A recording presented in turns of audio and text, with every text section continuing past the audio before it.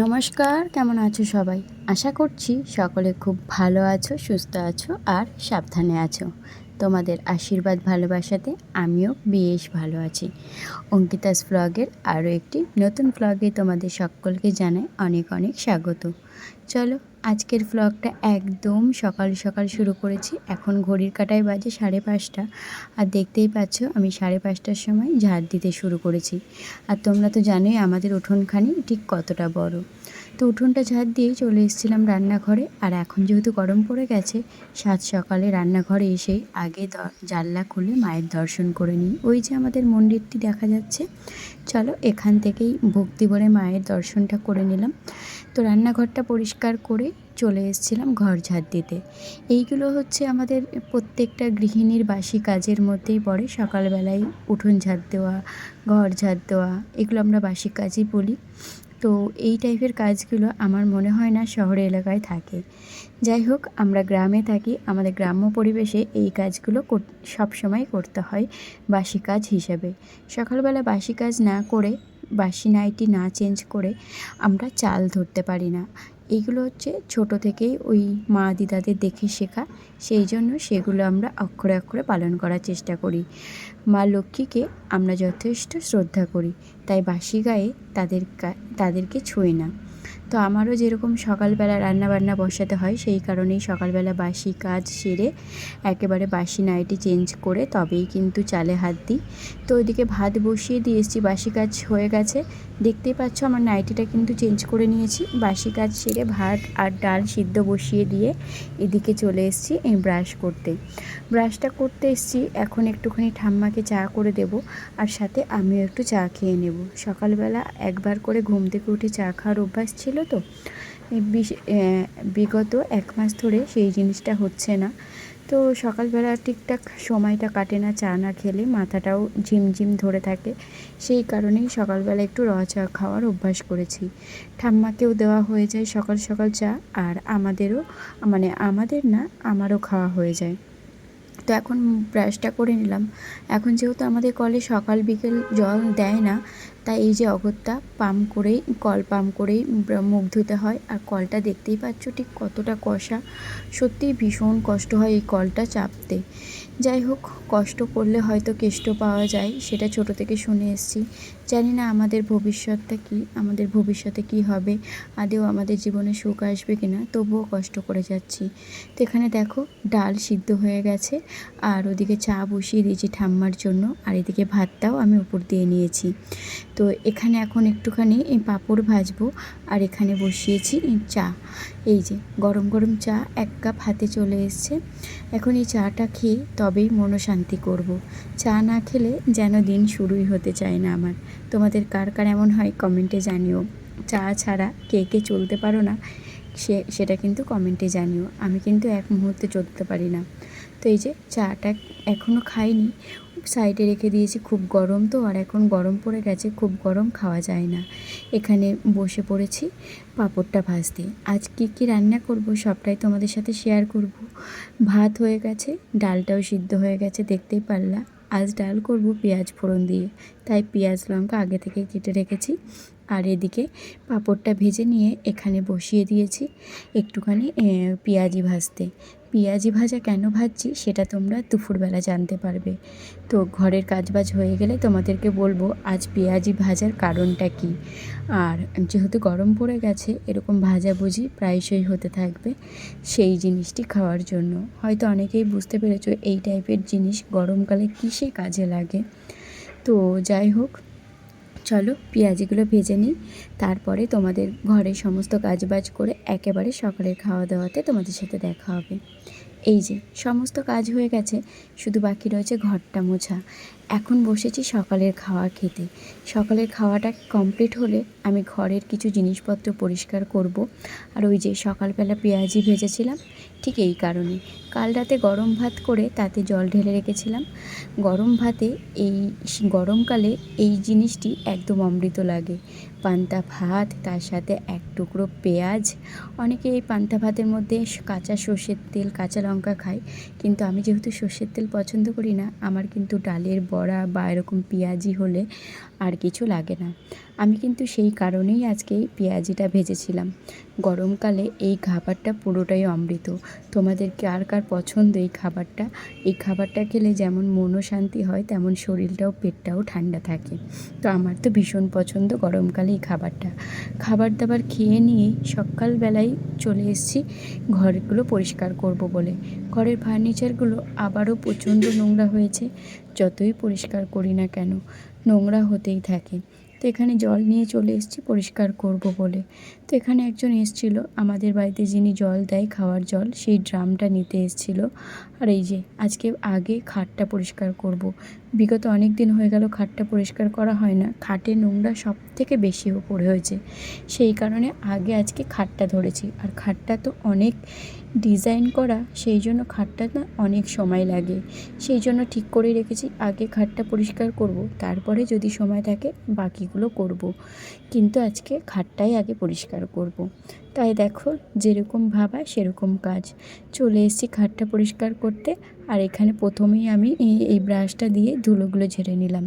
আর দেখো তোমাদেরকে আগে দেখিয়ে নিই ঠিক আমার খাটে কতটা ধুলো জমেছে। বুঝতে পারছো কিনা জানি না, চলো তোমাদেরকে হাত দিয়ে একটুখানি ধরে দেখাই কেমন ধুলো পড়েছে। এই যে এটা হলো আমার খাটের আসল কালার, আর ধুলোতে হয়ে গেছে পুরো সাদা কালার। আর পালিশ এই ধুলো পড়তে পড়তে পালিশ কিন্তু নষ্ট হয়ে যায়। বুঝতেই পারছো ঠিক কতটা ধুলো। তো চলো আগে তুলো দিয়ে ধুলোগুলো ঝেড়ে নিই। এই যে এখানে বসেছি তুলো দিয়ে ধুলো ঝাড়তে। তার কারণ হলো প্রচুর সূক্ষ্ম সূক্ষ্ম কাজ, তো এগুলো তুলি দিয়ে ঝাড়লে ধুলোগুলো তাড়াতাড়ি চলে যায়। তো এখন এই খাটটা পরিষ্কার করে নিই, এটাতে অনেকটা সময় লাগে। আর কে কে এই কাজগুলো করতে একটু বিরক্ত বোধ করো আমাকে কিন্তু কমেন্টে জানিও। আমার কিন্তু সত্যিই এখন এই জিনিসগুলো ল্যাদঘোল লাগে, ভীষণ বিরক্ত লাগে। দুদিন পর পর এত ধুলো হয়ে যায়। তবে ওই যে দিনের শেষে গিয়ে কষ্ট লাগে, অনেক কষ্টের টাকায় এই জিনিসগুলো আমার দেওয়া হয়েছে। এইটা খাটটা তো তোমাদেরকে আগেও বলেছি, খাটটা আমার মামা দিয়েছে। খাটটা প্রায় লাখের কাছে পড়ে গেছে করতে। তো এই 1,00,000 টাকা, মানে পুরো 1,00,000 না, ওর মধ্যে মানে ওই 80,000 মতো পড়েছিল। তো সেই 80,000 টাকার গায়ে তো একটা জ্বর আছে বলো। সত্যি কথা বলতে আমার খুব খারাপ লাগে জিনিসগুলো যদি এত সহজে নষ্ট হয়ে যায়, যে তাহলে এই আমার টাকাটা আর যে দিয়েছে তার পরিশ্রমটাই নষ্ট। সারা জীবন খাটনি করে তিল তিল করে জমানো টাকা দিয়ে আমার মামা আমাকে এই খাটটা দিয়েছে। তো সেই খাটটার যত্ন করা রাখার দায়িত্ব কিন্তু আমার, হাজারো কষ্ট হোক। তো দেখো এখানে আমি মোটামুটি ধুলোগুলো ঝেড়ে নিয়েছি, তারপর এখানে বসেছি পরিষ্কার করতে।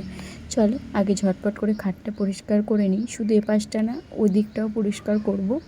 তারপরে যদি সময় থাকে আমি ড্রেসিং টেবিলটাও পরিষ্কার করব, কারণ ওটাও ধুলো হয়েছে। আর আজ খাট পরিষ্কার করব বলে আগে থেকেই বালিশ কাঁথা সব দেখো চেয়ারের ওপর শিফট করে দিয়েছি। সকালবেলা ওগুলো গুছিয়ে খাটের ওপর আর রাখিনি, সকালবেলা থেকেই ওগুলো ওখানে রয়েছে। একেবারে খাটটা পরিষ্কার করে ভালো করে পরিষ্কার পরিচ্ছন্ন করে তবেই ওগুলো এখানে আনবো।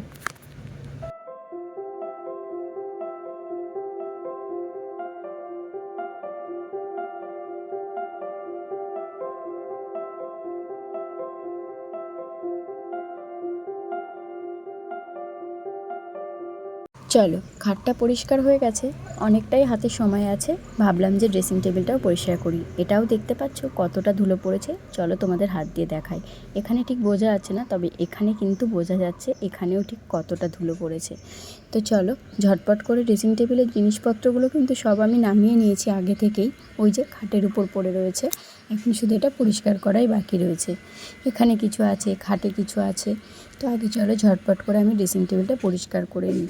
এটা অতটা সময় লাগবে না, কারণ এটা আমি কিছুদিন আগেই পরিষ্কার করেছিলাম। খুব ভালো হয় যদি একদিন ছাড়া ছাড়া বা যদি রোজ একটু করে পরিষ্কার করা হয়। তবে ওই যে এখন প্রচণ্ড গরম, আর সত্যি কথা বলতে ভালোও লাগে না।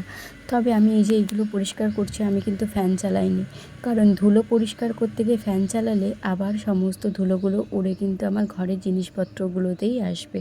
সেই কারণেই দেখো এত গরমের মধ্যে আমি কিন্তু ফ্যান না চালিয়েই ঘরের জিনিসগুলো পরিষ্কার করছি।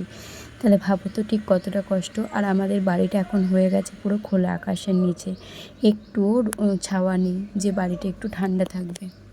পড়েছিল এই ড্রেসিং টেবিলটায়, এখন দেখো ঠিক কতটা পরিষ্কার হয়েছে। চলো, এগুলো মোটামুটি পরিষ্কার করা হয়ে গেছে। আর আজকে কী পরিষ্কার করলাম তোমাদেরকে বলি। ড্রেসিং টেবিলটা করেছি, আর এই যে মেন উদ্দেশ্য ছিল আজকে খাটটা পরিষ্কার করা, খাটটাও করেছি। আর করেছি শোকেসটা আর আলমারিটা। ওই জায়গাটা ধরিনি, ওই জায়গাটা আমার ঠাকুর রয়েছে। শোকেসে ড্রেসিং টেবিলে যে ঠাকুরগুলো ছিল সেগুলো এখানে রাখা রয়েছে। এখানে একটা রাধাকৃষ্ণর ছবি রয়েছে, সেই জন্য এই জায়গাটা আর করিনি। এই জায়গাটা থাক, পরে করব।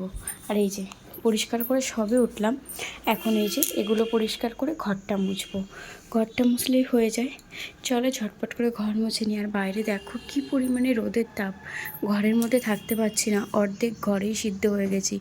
তাহলে ভাবো বাইরে যারা কাজ করছে তারা ঠিক কতটা কষ্ট করছে, বিশেষ করে যারা রাজমিস্ত্রি বা মাঠে কাজ করে তাদের ঠিক কতটা কষ্ট হচ্ছে।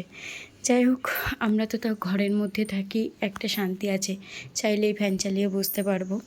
যদিও আমি পুরো কাজটা ফ্যান না চালিয়েই করেছি, কারণ যেহেতু আমি ধুলো পরিষ্কার করছিলাম, তো ফ্যান চালালে ধুলো জায়গাতেই থেকে যেত, সেই কারণে আমি ফ্যান চালাইনি। আর আমার চোখ মুখ দেখে বুঝতেই পারছো ঠিক কতটা আমি একটু ঘামি কম, আমার গরমটা একটু কম, তবুও গরম লাগে না, পড়লে তো হবে না, আমিও তো মানুষ। কম বেশি সবার হয়তো বেশি, আমার একটু কম, তো সেক্ষেত্রে গরম আমারও লাগে, ঘামি আমিও, কিন্তু পরিমাণে কম। তো চলো এবার ঘরটা মুছে নিই, একেবারে স্নান করে তারপরে তোমাদের সামনে আসবো। টাটা। চলো, ঘরের কাজ বাজ সেরে একটুখানি রেস্ট নিয়ে বসেছিলাম ভিডিও এডিটিং করতে। সেটা করে নিয়ে ভিডিও আপলোডে বসিয়ে এখন বিকেলবেলা, এখন বাজে 4:30 মতো, এখনও কিন্তু রৌদ্রের জোর আছে। এসছি কাকি শাশুড়ির বাড়িতে, কিছু ছোট ছোট আম নেব। এই ছোট ছোট আমগুলো আমার কাল খুব কাজে লাগবে। এগুলো কিন্তু আমার জন্যই কুড়িয়ে রেখেছে। কাকিমণিদের কাছে প্রচুর আম এসছে, তবে এবার কিন্তু প্রচুর আমের ফলন। আর দেখো কত ছোট ছোট আম পড়ে নষ্ট হয়েছে। তো এখান থেকে যেগুলো টাটকা পড়েছে আজকেই সেগুলোই নেব। তো এই আমগুলো কাল কাজে লাগাবো, সেই জন্য এখন নিয়ে রাখছি। তো কাল কি করব সেটা তোমাদেরকে কালকেই জানাবো। তো চলো এখন এগুলোকে একটুখানি কুড়িয়ে নিই। আর বাড়িতে গিয়ে দেখলাম বরমশাই এসছে, ওকেও শরবত দিতে হবে। এই যে বাবু কাজের থেকে এসেই শুয়ে পড়েছে। শরবতটা করে আমি মেনলি ফ্রিজে রেখে শুয়ে পড়ি, ও এসে ওর মতো করে নিয়ে খাই। তবে আজ এখন আমি যেহেতু ঘুমাইনি, তাই নিজের হাতে করেই শরবতটা ওকে দিলাম। আর দেখো কতটা ক্লান্ত হয়ে গেছে ছেলেটা। চলে এসেছি রাতের বেলা, ঘুম থেকে উঠে চা খেয়ে আগে চলে গেছিলাম জল ভরতে। প্রায় 2 ঘন্টা ধরে জল ভরে তারপরে এসেছি রান্নাঘরে। এখন বাজে 9:30। এখন বসিয়েছি ঘুগনি। এখন এই ঘুগনিটা করে করব একটু পরোটা। যেহেতু আজ শনিবার, ভাসুর বাড়িতে আসবে, আর ভাসুর বাড়িতে আসলেই কিন্তু আমার মনে হয় যে ওকে আমি ঠিক কী দিয়ে খেতে দেবো, কারণ সারা সপ্তাহ বেচারা বাইরে থাকে, ভালো মন্দ কী খাই সেটাও আমরা ঠিকঠাক জানি না। তাই চেষ্টা করি বাড়ির যেদিন থাকে সেদিন একটু ভালো মন্দ রান্না করে দেওয়ার। চলো, এখানে এই যে দেখতেই পাচ্ছ ঘুগনি রেডি, ঘুগনিটা হয়ে গেছে। আর এই যে এখানে আটা মাখা, আটা আর ময়দা মিশিয়ে মাখাও হয়ে গেছে। লাচিগুলো একটু বড় বড় হয়েছে। তো এখন করব পরোটা।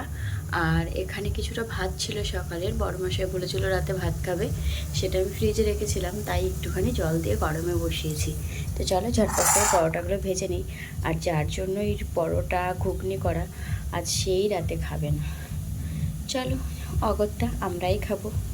ভীষণভাবে দুঃখিত আজকে যার জন্য এত খাটনি করে গরমের মধ্যে রান্না করলাম, সেই আর রাতে খাবে না। তবে আমি কিন্তু তাকে জিজ্ঞাসা করেই রান্না করেছিলাম, হঠাৎ ফোন করে বললো আজ রাতে খাবে না।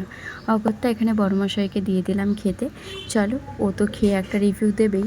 আর আমার ভিডিওটা তাহলে এখানেই শেষ করলাম। সবাই সুস্থ থেকো, ভালো থেকো, সাবধানে থেকো। দেখা হচ্ছে আগামী দিন আরও একটি নতুন ভ্লগে। আর এখানে কিন্তু ভিডিও ভ্লগ মানে ওর থেকে আমার রান্নার রিভিউটাই নিচ্ছিলাম। চলো, সবাই সুস্থ থেকো, ভালো থেকো, সাবধানে থেকো।